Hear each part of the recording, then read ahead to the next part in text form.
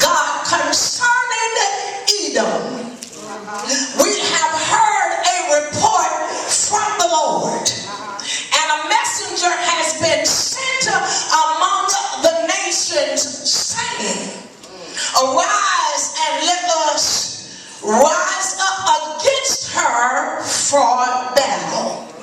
And behold, I will make you small among all nations.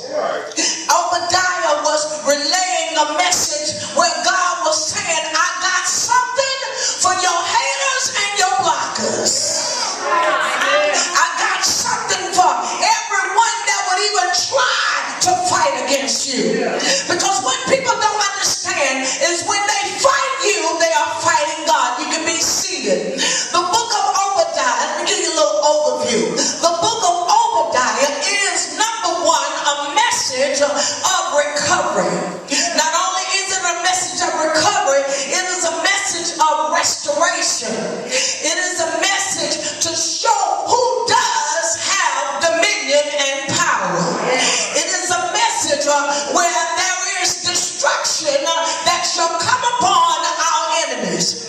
God is literally reiterating in this one book that has this one chapter. He is reiterating, I'm going to deal with them that have dealt with you. He says, so as they have done, it shall be done unto them. God said, your enemy is about to get what they deserve. A long-awaited judgment, a long-awaited spanking, can I say. God began to tell me, he said, not only that, but everybody that was instrumental in assisting them. But one thing God began to show me, he began to show me, we were dealing with Esau here, because Edom is from the lineage of Esau. Edom is from the lineage of Esau. And what the Edomites did is they went out of their way to block passage for the children of Israel. And they had some assistants. Their assistants were the Philistines. They assisted them. I want to break this down and make it real clear.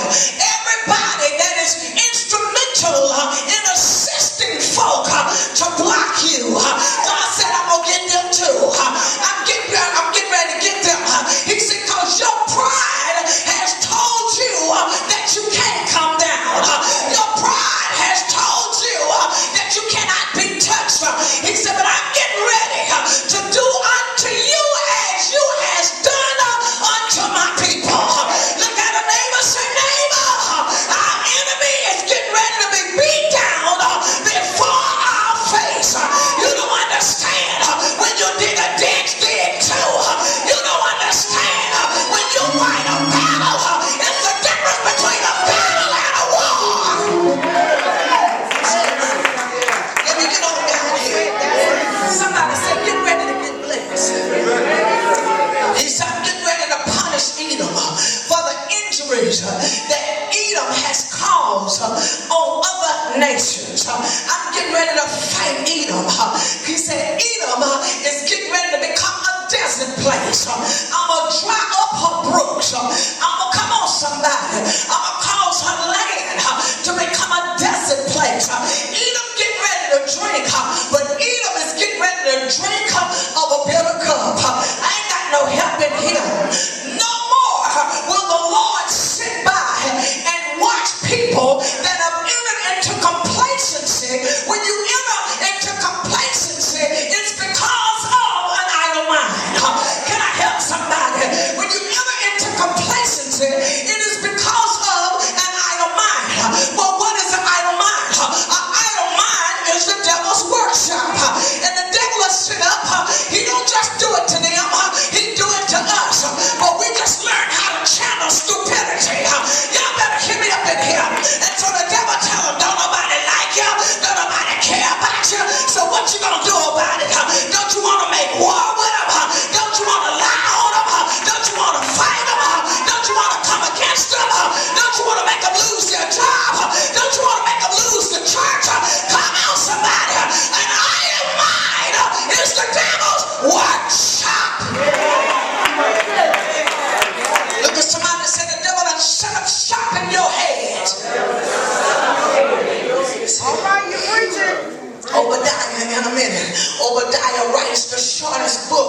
in the Old Testament. It ain't nothing but 21 verses. And we know very little about the dating of the book, when it even came into existence. But we do know, however, this message, somebody say this message.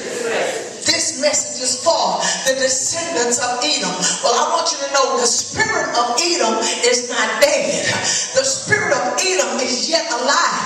And when you think about the spirit of Edom, all you got to do is think about people that's always trying to block you. That's it. That's it. That's it. When you think about Edom, think about people that's trying to hinder you. Think about people that don't want you to make it. Think about people that will go and dig a ditch for you. Come on, somebody. People that call authorities to try to hinder you. So Jesus, God is saying, yeah, they called authority, but now I'm the authority. Just as they have done, it shall be done unto them. They call the authorities, now I am the authority. I control the authorities. I want you to know that every being that exists, it exists because of God. You call the authorities. He said, I am the authority. He told me, he said, tell the people, who do you really think is in control?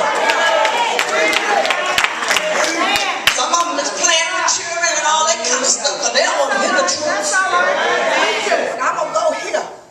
He said, I'm going to purposely, look at this, he began to tell me, I'm going to purposely hurt them because they purposely hurt you. I'm going to cause them to drink, and they're going to drink until they stab them, and they're going to stab them until they fall. I ain't got no help in here. Can I just read my notes? He said, we will see that Israel is God's chosen people. But when you start talking about Israel, and when you start talking about Jerusalem, basically you are talking about the church. Do I have any help in here? He said, Israel shall be delivered and restored. Look at somebody and say, I shall be delivered. I shall be restored. I'm actually in recovery now. That's why it's so hard, because I'm being restored right now. And that's why the devil is so mad. And that's why war has broken out in the camp. You are indicted this morning. Philistines, you are indicted this morning. I ain't got no help in here.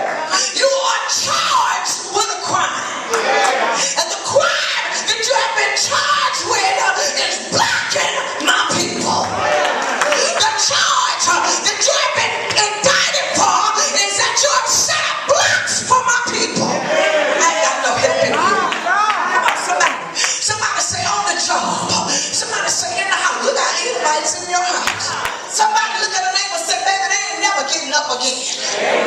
God better cut them off forever. Watch this here. This thing blessed me. He said, your brother went down and you laughed. He said, you shouldn't have did that. He said, they were in a trial and you made fun of them. You shouldn't have did that. They were hungry outdoors and you made fun of them.